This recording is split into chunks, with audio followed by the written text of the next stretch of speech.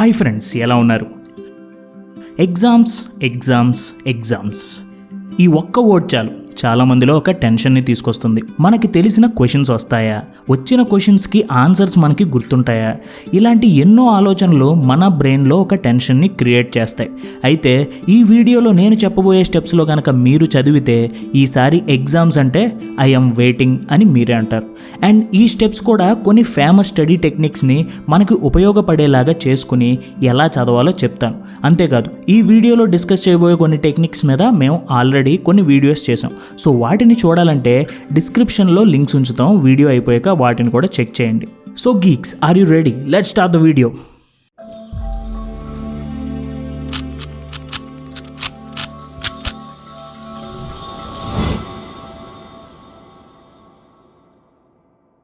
Number 1, when to study and how much.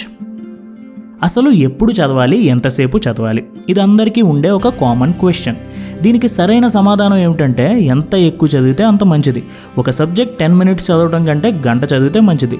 అలాగే గంట కంటే 10 గంటలు చదివితే ఇంకా మంచిది. అంతే కదా, ఏది ఎక్కువసేపు చదివితే అది మనకు బాగా గుర్తుంటుంది. కానీ చాలామంది ఇగ్నోర్ చేసే విషయం ఒకటి ఉంది. అదేంటంటే ఒక సబ్జెక్ట్ని ఒకేసారి 10 గంటలు చదివేసి మళ్ళీ ఇంకొక సెమిస్టర్ లేదా ఇంకొక ఎగ్జామ్ వచ్చే వరకు ఆ సబ్జెక్ట్ మొహం కూడా చూడరు. ఇది మనం చేసే ఒక పెద్ద తప్పు. అందుకే ఇక్కడ మనం స్పేస్డ్ రిపిటేషన్ టెక్నిక్ని యూజ్ చేయాలి. ఆ స్టెప్ ఏం చెప్తుందంటే మనం చదివిన దాన్ని మళ్ళీ కొంత సమయం అంటే స్పేస్ ఇచ్చి మళ్ళీ చదవాలి, అలాగే మళ్ళీ స్పేస్ ఇచ్చి మళ్ళీ చదవాలి. అలా రిపీట్ చేయాలి. అంటే ఒక రోజు చదివిన తర్వాత మళ్ళీ ఇంకొక 2 days తర్వాత మళ్ళీ ఇంకొక 2 days తర్వాత అలా చదువుతూ ఉండాలి. ఇలా చదివితే మర్చిపోయే సమస్య లేదు. అరే ఈ ఒక్క టెక్నిక్ తెలియక ఎంత కష్టపడిపోయామంటారా?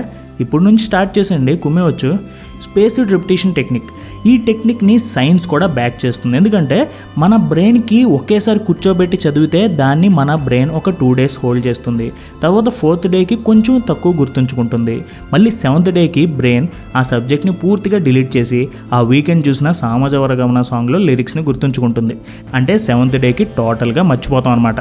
సో స్పేస్డ్ రిపిటేషన్ టెక్నిక్ ఏం చెప్తుందంటే అంతా ఒకరోజే చదివేసి తర్వాత కొంచెం మాలూమ్ నహి అని అనకుండా ఒక రోజు చదివిన దాన్ని ఒక 2 days తర్వాత మళ్ళీ చదివితే అలా షెడ్యూల్ చేసుకుని మళ్ళీ చదువుతూ స్పేసెస్లో రిపీట్ చేసుకుంటూ వెళ్తే మీరు అనుకున్న సబ్జెక్ట్ని చదివినంత బాగా గుర్తుంచుకుంటారు.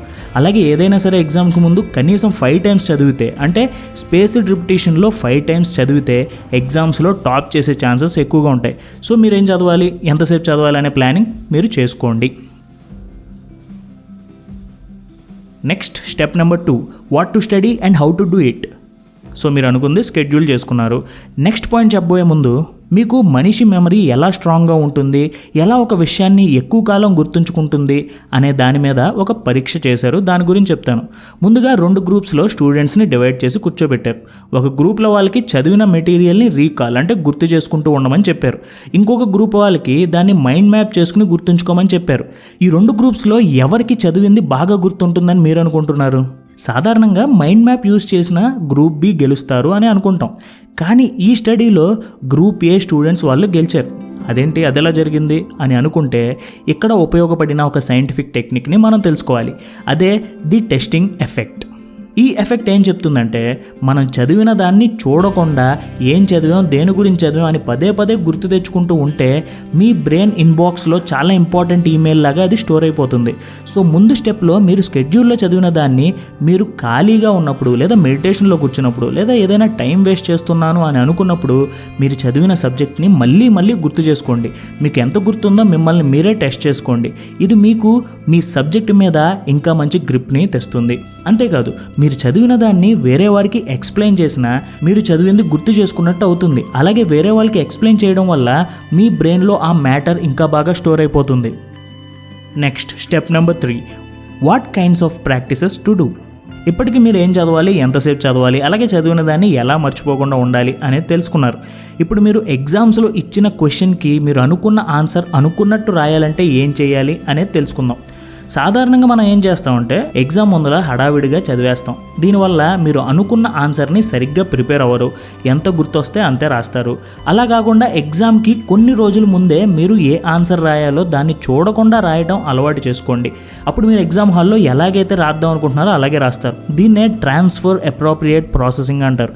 ఈ టెక్నిక్ ఏం చెప్తుందంటే మీరు ఒక రిటర్న్ ఎగ్జామ్కి ప్రిపేర్ అయ్యేటట్టయితే రిటర్న్లోనే ప్రాక్టీస్ చేయాలి. అలాగే ఏదైనా ఇంటర్వ్యూకి వెళ్ళేలాగా అయితే ఎవరైనా ఫ్రెండ్ని అడిగి ఇంటర్వ్యూలో అడిగినట్టు క్వశ్చన్స్ అడగమనాలి. ఇలా చేయడం వల్ల మీ బ్రెయిన్ చాలా స్పెసిఫిక్గా ఎలా రాయాలి అనే క్లారిటీని మెయింటైన్ చేస్తుంది. సో గుర్తుంచుకోండి, రిటర్న్ ఎగ్జామ్ ఉంటే కొన్ని క్వశ్చన్స్ సెలెక్ట్ చేసుకుని ఆన్సర్స్ చూడకుండా రాయడం ప్రాక్టీస్ చేయండి. ఎలాగో మనకి ప్రొఫెసర్స్ ఇచ్చిన అసైన్మెంట్స్ ఉంటాయి, కొన్ని ఇంపార్టెంట్ క్వశ్చన్స్ అని చాలామంది చెప్తూ ఉంటారు. అలాంటివన్నీ ఒక లిస్ట్ చేసుకుని రాయడం ప్రాక్టీస్ చేయండి. ఇది మీరు చేయవలసిన ఒక ప్రాక్టీస్ రొటీన్గా గుర్తుంచుకోండి. Next step number 4, make sure you really understand.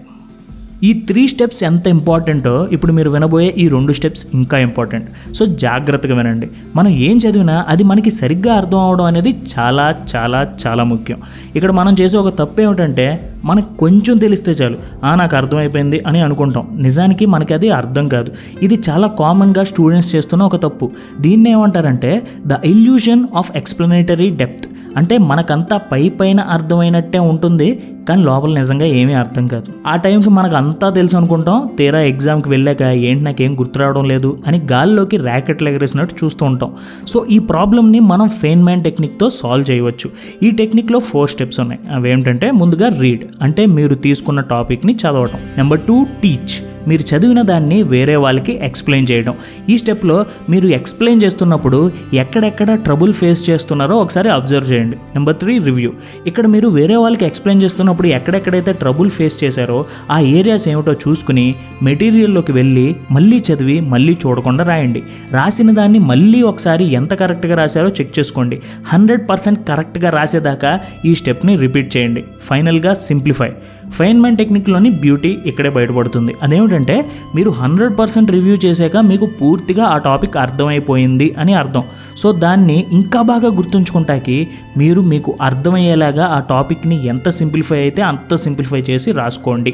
దీనివల్ల ఆ టాపిక్లోని డెప్త్ అర్థమవుతుంది అండ్ దాన్ని చాలా సింప్లిఫై చేసుకోవడం వల్ల మీకు ఇంకా బాగా గుర్తుంటుంది. సో మనం ఇంకా లాస్ట్ పాయింట్లోకి వెళ్ళిపోతాం. Number 5, beat anxiety. ముందుగా చాలామందికి ఎగ్జామ్ హాల్లో అడుగుపెట్టిన వెంటనే ఒక టెన్షన్ మొదలవుతుంది, వాళ్ళు చదివింది మర్చిపోతారేమో అని. కానీ మనం ఆ గ్రూప్లో ఉండకుండా ఒక మంచి స్మైల్తో ఎగ్జామ్ హాల్లోకి ఎంటర్ అవ్వాలి అంటే ఒక ట్రిక్ ఉంది. అదేమిటంటే పాత క్వశ్చన్ పేపర్స్ని తీసుకుని మీకు మీరే ఎగ్జామ్ పెట్టుకుంటాం. ఎగ్జామ్ హాల్లో ఎంత టైం ఇస్తారో అంతే టైం పెట్టుకుని ఎగ్జామ్ హాల్లోని సేమ్ రూల్స్ అండ్ రెగ్యులేషన్స్తో మీకు మీరే ఎగ్జామ్స్ పెట్టుకోండి. దీనివల్ల మీ మైండ్ ఆల్రెడీ ఈ ఎగ్జామ్ డేకి ప్రిపేర్ అయిపోతుంది, మీలోని కాన్ఫిడెన్స్ లెవెల్స్ని పెంచేస్తుంది. అప్పుడు మీకు ఎగ్జామ్ హాల్లో చాలా తక్కువ యాంగ్జైటీ ఉంటుంది.